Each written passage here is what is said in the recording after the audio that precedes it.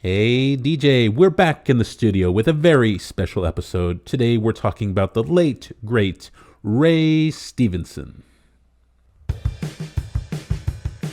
We're a couple of guys who like to watch movies, cinema nerds who made it our duty to make a show where we break down, discuss, and review.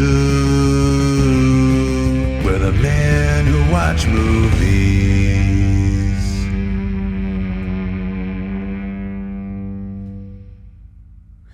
All right, so let's talk some Ray Stevenson. So what was your first introduction to Ray Stevenson?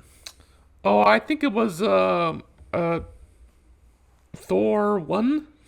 Oh, really? Well, no, but you did you see Punisher Warzone? When Oh, yeah, I did see Punisher Warzone, and it was so that would probably be our gritty first movie, and it was a powerhouse of a movie. Very different. I mean, the way I saw it, it was very different, It had a lot of gore. It had a lot of gravitas. It had a lot of the stuff that Lexi Alexander said, about, she wanted more color in the movie, and it had a lot of color, and it was so different from Thomas Jane version. But I still am a fan of Thomas Jane. Oh, yeah. I am a fan of Ray Stevenson and John Bernthal. Oh, yeah, the whole Punisher trio. Man, they should do like a Into the Punisher verse. Oh, they should do that. They should. But really it's just fucking that. like brutally like gory the whole movie. Like people are getting their faces caved in and whatnot and blown up, and that'd be an interesting cartoon. Hey, if we want to do like we're talking about children's movies gone like extreme gory and whatnot. They could do like an animated Spider-Verse type movie with the Punishers. That'd be insane. Now there was a Marvel's Kids Force. I'm not sure what it was called, but Ray Stevenson actually, reprised his role. Oh yeah, that's right. He did the voice acting for the Punisher for a bit. Yeah, that's right. I remember that. That was cool. He was definitely a great Punisher. I do prefer as a movie. I do prefer the Thomas Jane version. But definitely as an actor playing the Punisher, I feel like he was like spot on for the role. Like you said, he has that gravitas. He has like very much. He had that haircut. He has the training. He definitely looks like the character. The way he portrayed himself, the way he looks like a angry guy who's gonna fight crime. Yeah, he looks like an ex-military guy who's gonna fuck you up. Like he looks like he can take command of the room, and like he has that Punisherness to him. I feel like that's something. Very I love Thomas Jane, but I feel like that's something Thomas Jane lacked a little bit. I feel like Ray Stevenson, he seems more like someone who would have been in the military and whatnot. But yeah, overall, the movie itself was just okay. What was your opinion on Punisher Warzone? It was very gritty, very good, and very awesome. Oh yeah, I think definitely Ray Stevenson made that movie. Like without him, I feel like it would have been just total awful. But I think that's mostly on part due to like the villains in that movie. The villains were just insane. Dominic West. Like he's typically. I couldn't believe it, but it was like a. He's typically a good actor, but I feel like there's certain actors when you get them in a comic book type movie, they feel like, well, it's a comic book movie, I got to act crazy. And then I feel like that's what he did in this movie. Like all of the like the Italian mob, especially, they were like overly Italian, like human meatballs. Like I don't know. I feel like they were just like over the top cartoon characters. What do you think about that? Oh, it was very over the top, but that old guy Italian who oh yeah, that was a cool scene. That was a cool scene. He says yeah, I was like, what is this? An episode of the Sopranos? Like well, it had so many elements of the Sopranos. Imagine that being your last word. So let me set the scene here. The Punisher, he breaks into this mob family's house, right, and then he executes them all brutally and bloodily. He caves in somebody's face with a chair, and then but the first thing he does is he chops off like the main mafia guy's head, and his last words, like you said, are "Bafumgul." I don't know why. That made me laugh. You think in a serious movie you shouldn't laugh like that, but I don't know. It was very comedic. Like I don't know. Like I said, the villains are played very comedic in this movie, and I feel like that drags this movie down a bit. Oh yeah, that was a bit silly. I do love that scene though, where he hangs upside down on the chandelier and he starts spinning around and gunning them down. That was pretty cool. That was actually my mom's favorite scene because I accidentally took her to see the movie a while back. But it is what it is. I actually took my mom there, and she thought it was a little bit gory, stuff like that. But as long as she always tells me like well, as long as you enjoy, that's good enough. Yeah.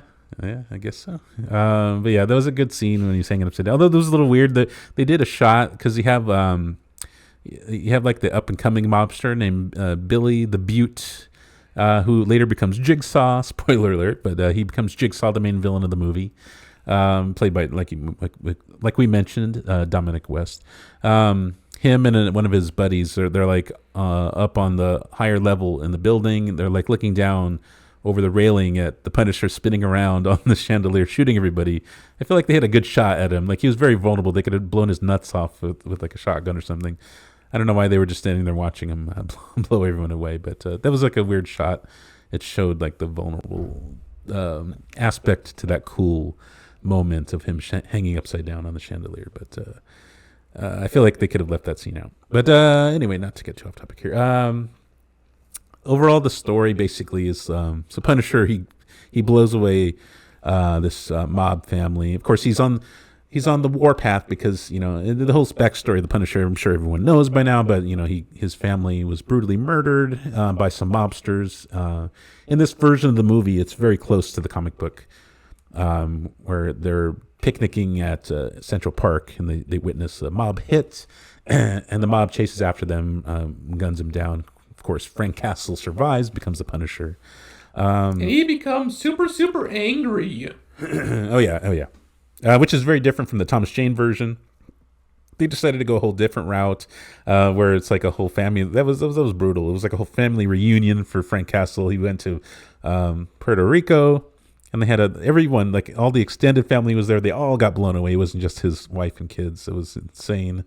But this one's more close to the comic books and whatnot. And so very much. He's on the warpath, taking out criminals left and right. Of course, he goes and blows away this mob family. And then he accidentally there's one. It wasn't in this incident, but there was another incident where he's trying to take down Billy the Beaut and all the the rest of the mobsters at some factory.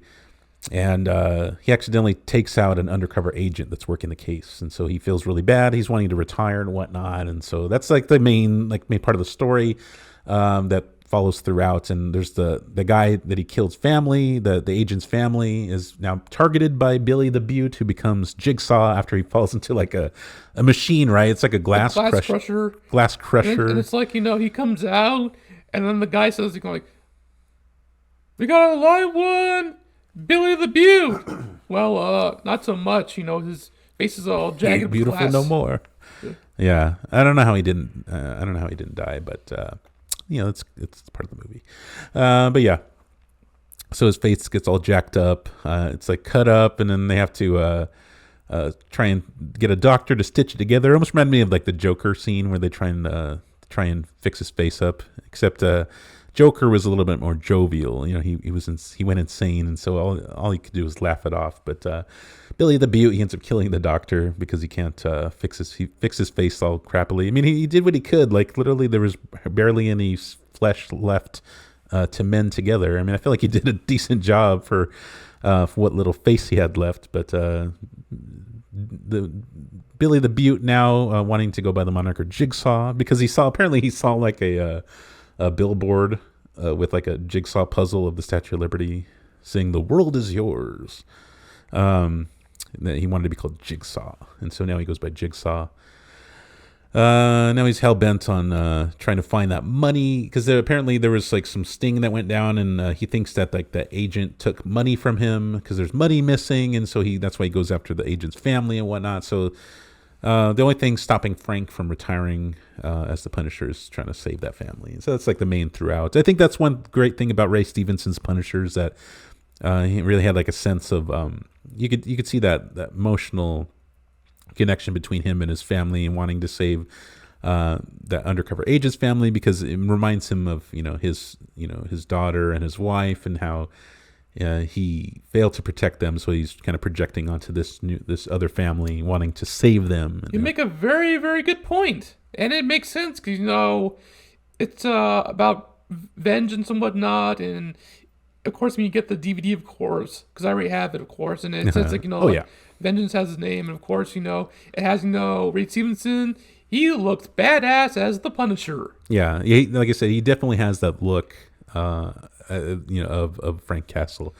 Aside from like the perfect acting and that as the Punisher, I feel like he has that look too. Like I said, he's very commanding. He seems like he could be like ex-military and whatnot. Very, very much. What do you think about the story though? I think that was cool. I like seeing some of the Punisher's like more vulnerable sides as well. Like I like it. There's like moments where there are moments like gritty parts, and of course you see Wayne Knight portrayed as Micro. Oh yeah, that's very, right. Very awesome. He had a very, very small part, but very, very awesome. They had a good cameo. He had a good cameo. Well, it was a little more than a cameo, but he had a good role in this movie. I feel like they had a good chemistry together. He was in 3 parts, or I forget how many scenes he was in. I feel like they could have utilized him a little bit more, but that's one thing this movie was missing. It felt like a sequel to a movie that never was, because of course we had the Thomas Jane Punisher.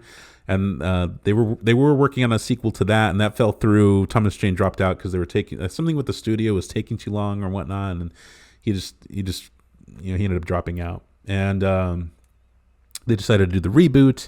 But of course, the Punisher movie with Thomas Jane hadn't come out that long before. It was only like 4 years before. And so they don't want to do a completely like from the beginning reboot with the whole origin story. So they show hints of the origin, but they don't do like a from the top story of the Punisher. And so it felt like there was a whole like, because it wasn't like a direct, sequel to the Thomas Jane one. It felt like there was something missing. Like I said, it's a sequel to a movie that never was. Like you don't really see the relationship getting built with Micro, played by Wayne Knight, and you don't really get a good sense of who Frank's family was and whatnot. You get like little flashbacks here and there and whatnot. But I feel like there was that, I feel like that was really what was lacking partly in this movie was that whole backstory and whatnot. But I can understand them not wanting to go full origin story. Exactly. Kind of jumping into it and whatnot. You can just kind of make up your own. I agree with you. I mean, the movie is very, very awesome. It has a lot of gravitas. It has point A to point B. The storyline is fantastic, actually. It just tells about what happened. The Punisher is like on like somewhat of a rampage, so he's on a rampage, and of course he's hiding out because he doesn't want to get caught. But sometimes I think that he should be working for the law enforcement because the way he fights. But of course the cops don't like it, and of course,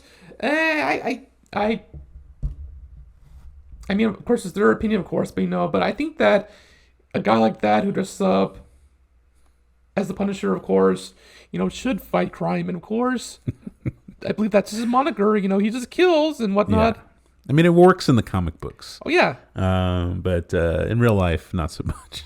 Not so much, I don't think. And it's weird, too, because in real life now, I mean, I used to really love the Punisher. I'm still a big fan of the Punisher, but now he's kind of taken on a right-wing context. You see a lot of like right-wing extremists taking the Punisher logo and making it their own. So I'm a little bit not so much not as much of a fan as the Punisher as I used to be, but because they've kind of taken it over. But I still do enjoy the character in context of the comic books. He's a great part of the Marvel puzzle because he's a very dark version of what a typical Marvel superhero should be. And now it's when you see the beginning of the movie, it says Marvel Knights, so it's not Marvel Studios. It's Marvel Knights because they want to make it more darker, more grittier and whatnot. I believe that was like a film division they were trying to get started, right? And then of course when I first got it, I'm like, what's Marvel Knights? Oh yeah, it must be like one of the comics. Because they did one of the Marvel Knights also did one of the the Ghost Rider movies, I think, right? Oh yeah. Or was it both of them? I don't know. I think it was the second one, but yeah, it was Lion Gate, then Lion Gate, studio and whatnot, and of course the Marvel Knights, and it just like so brutal and and I think their so goal fantastic. was they were going to do a whole division trying to do like the darker side of Marvel, but unfortunately Punisher Warzone didn't do too good, and of course the second Nick Cage, the Ghost Rider was even worse, so that kind of died. They didn't really have any legs to stand on that one, but actually. Not to get too off topic here, but I actually like the first Nick Cage Ghost Rider. It was kind of fun. So do I. It was the same director. It was the same director as what do you call it? Daredevil, the Ben Affleck Daredevil. But they suffered from similar issues as Punisher Warzone, where they have like those goofy villains and whatnot. Almost similarly, they have like a group, like there's like that group of elemental villains in Ghost Rider. Remember that they have like that water guy and the wind guy. Oh yeah, the water guy, and then, like, the fire guy, the Ghost Rider's guy. Like the fire guy. Oh yeah, they have a. But there's like the water guy, the wind guy, and then like the dust guy, or something like that. Yeah, windy guy, or I forget his name. Or something. Oh yeah, the wind guy, the water guy, and I don't know. I forget what the other guy was. There's like 3 elemental villains. They reminded me of like those 3 not henchmen, but they're like 3 like heist guys. I don't know. That was in Punisher Warzone. The parkour, the parkour brother. What are they called? That's it. They were so goofy. They reminded me of those villains, but they were so. All the villains in this were super over the top and goofy, but them in particular, it was just so like cringe. They were going around doing parkour, and I don't know. There was one guy. He was like, I don't know what he was. He was the dude with the dreadlocks, but he was like Irish, and he had like gold teeth. He was like the ringleader, and I don't know. They were just nuts. And there's that scene where Frank Castle blows one of them up with a rocket launcher as he's parkouring from rooftop to rooftop. They were just so over the top, goofy, and they just lived for parkour. Yeah, and of course, when the Punisher's around, you don't want to be around. And of course, they're playing like that 2000s like heavy metal as they're parkouring everywhere. It's just so awful and dated. Yeah, that was just one part of the awful puzzle. But like I said, all the other villains too. There's one part where Jigsaw, he goes in. He can't. He's trying to stop the Punisher. He can't stop the Punisher, and so he decides to recruit all the gangs from across the city. There's this whole subplot where like they're bringing in like what do you call it? Someone's bringing in like a biological weapon into the city, and they're supposed to sell it to terrorists. They're gonna set it off in New York. And then Jigsaw is aware of it, and so he uses that later to get out of prison and get some information on Frank Castle and his associates.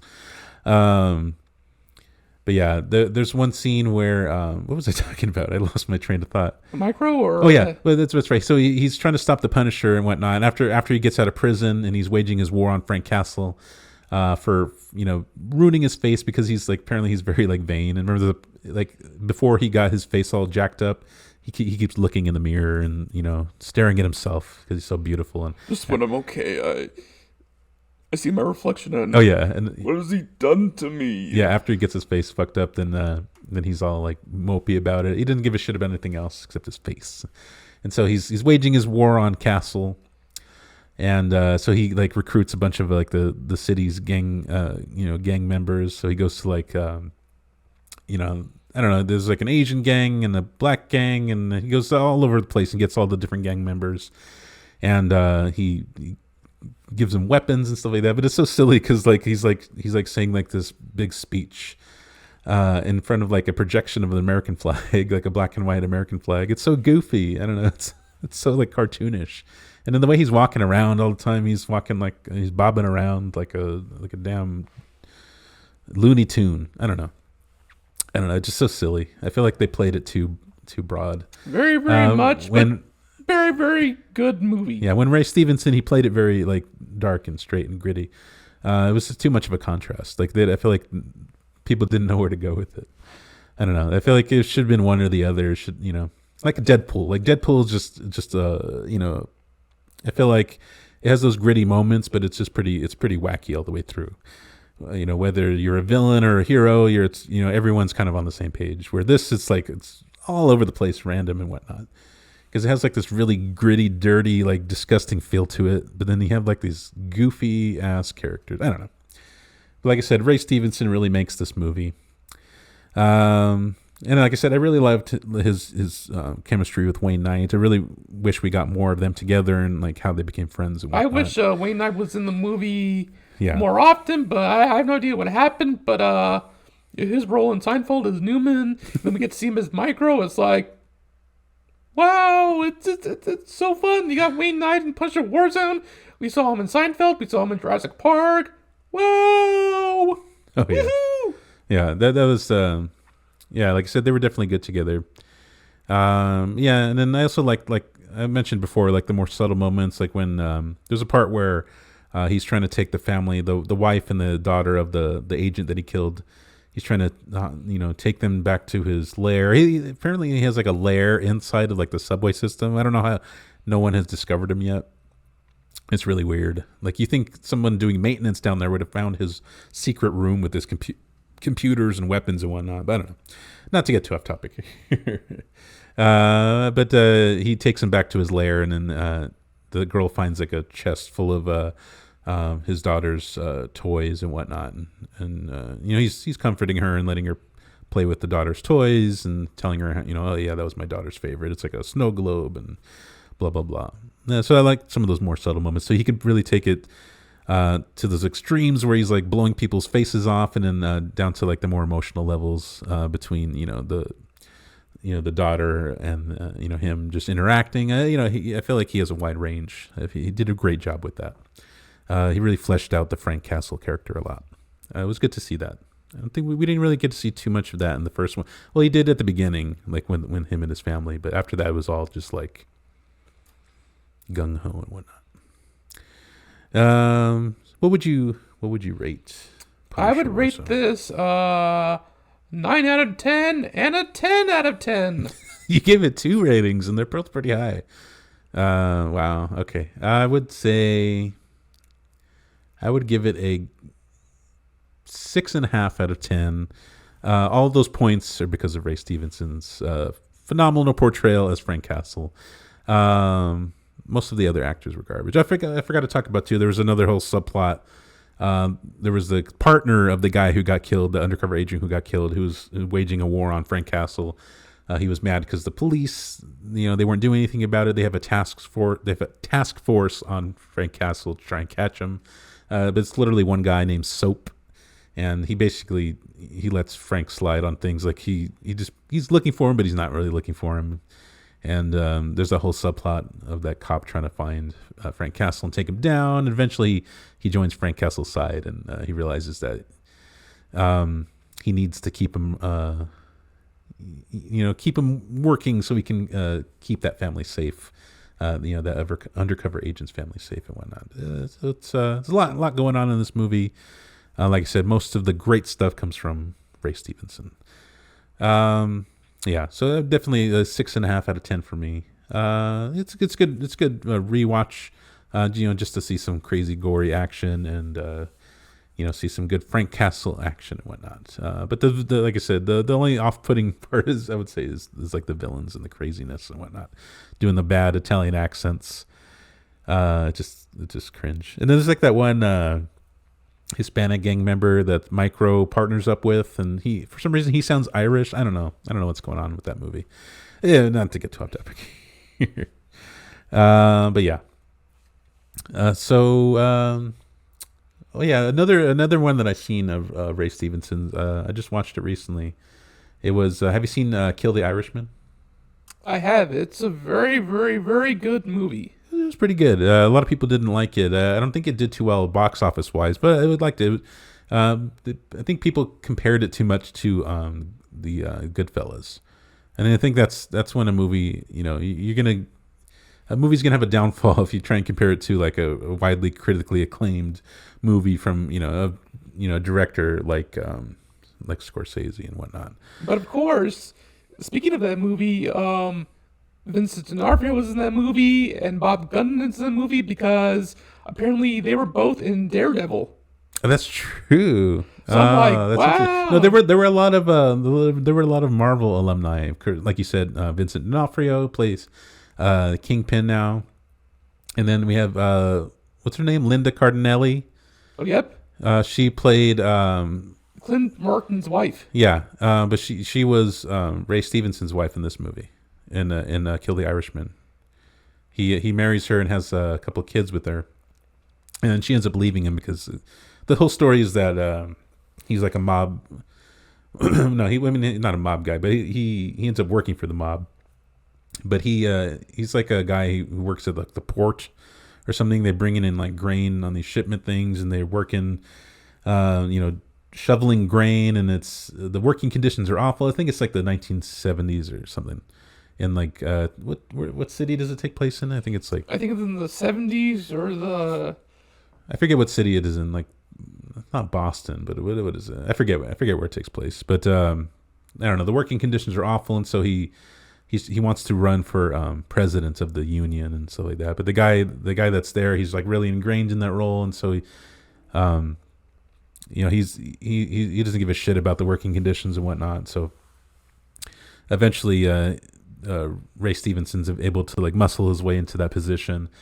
But unfortunately, he got involved like with the mob and bringing in stolen goods from the port, and he has like a swift rise and fall, and then eventually he gets like convicted of doing illegal activity with the mob, so he gets kicked out of the union, and eventually he starts doing a bunch of other stuff for the mob, and he has to go right and try and get the garbage men. He gets involved with like the garbage men and having them join like the mobsters union, and he gets there's like a whole big mess because he knows one of the guys really close that's part of like that he's trying to get to join the union and whatnot, and he has to try and kill him, but he doesn't want to kill him, and I don't know, it's this whole thing. And eventually the mob turns on him, and the whole thing is that the mobsters are trying to kill Ray Stevenson's character.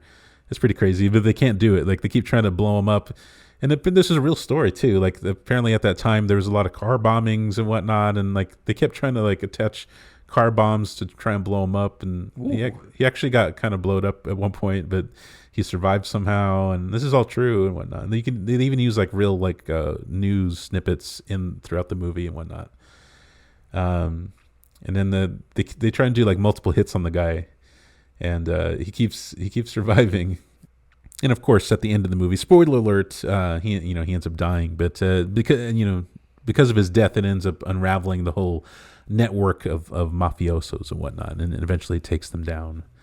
It was a very interesting story, though. I thought it was pretty good. What was your opinion on Kill the Irishman? It was very, very good, and I give it my rating a 8 out of 10. Ooh, that's your lowest rating I've ever heard you give. I would say I would definitely give it like a 7 out of 10. Well, the thing is that I didn't realize it was a sad movie until I saw it. I mean, I didn't realize it was going to be sad. I mean, I thought it was going to be have a happy ending, but I get what you're saying about like it has a very, very sad ending, but nevertheless, Ray Stevenson's performance is fantastic. Yeah, he did a great job in that movie as well. Like I said, he has like the commanding presence. It is a sad ending, but then it's not a sad ending because he ended up dying in the end, but because of that, it eventually led to the downfall of the mob and whatnot. So it's kind of a bittersweet ending, if you will. But yeah, I fairly enjoyed it. And of course, we've seen Ray Stevenson as Volstagg in the Thor movies. I'm a big fan of Thor and the Marvel Cinematic Universe. I feel like it was widely underutilized in those movies, but his character was definitely amusing, especially in the first one. I think that's when we see most of Volstagg. I wish we had gotten more of his character. He's such a great actor. I feel like they should utilize him. What do you think? They should have. He is a legendary actor, full of gravitas. His acting performance in movies is fantastic, and it is so awesome that, who knows, we may just see his movies yet again because they are so legendary and so fantastic. Oh yeah, definitely. One of my favorite lines from him in that movie, it was the first Thor movie as Volstagg. He said, "Don't mistake my appetite for apathy." And I think I think I might use that in my everyday life. Just because I'm hungry doesn't mean I don't care. I'm just hungry. I'm gonna chow. Yeah. I believe this brings an end to this episode of The Men Who Watch Movies. We had fun talking about Ray Stevenson, of course. Very, very much. And of course, don't kill the Irishman. Kill the Irishman. Kill the Irishman, of course. I give that movie a 10 out of 10. Ooh, I knew that 8 out of 10 was suspiciously low. Yeah, you love giving movies high accolades. Of course I do. I mean, I'm a fan of movies. I'm a great art of movies. When I see a movie, I just want to see it and just know what's gonna happen. Hey, I admire that. You go in and you have fun regardless. I think I need to aspire to that because sometimes I'm a little too critical of movies going in, and I just need to take it in as it is and just enjoy it. Yeah, take it in with a grain of salt and be more positive. I think is the message here. But definitely we've enjoyed Ray Stevenson's movies. Great actor. Yep. He'll be missed. Of course, he was supposed to be in a new movie that was coming out. He was currently filming a movie. I can't remember the title of it, but that's when they rushed him off to the hospital, and he unfortunately passed away. So there's a new movie coming out. I'll get the title for that and I'll post it somewhere. So we have another Ray Stevenson movie to look forward to. He worked with Rosario Dawson on that particular movie, and she posted about it.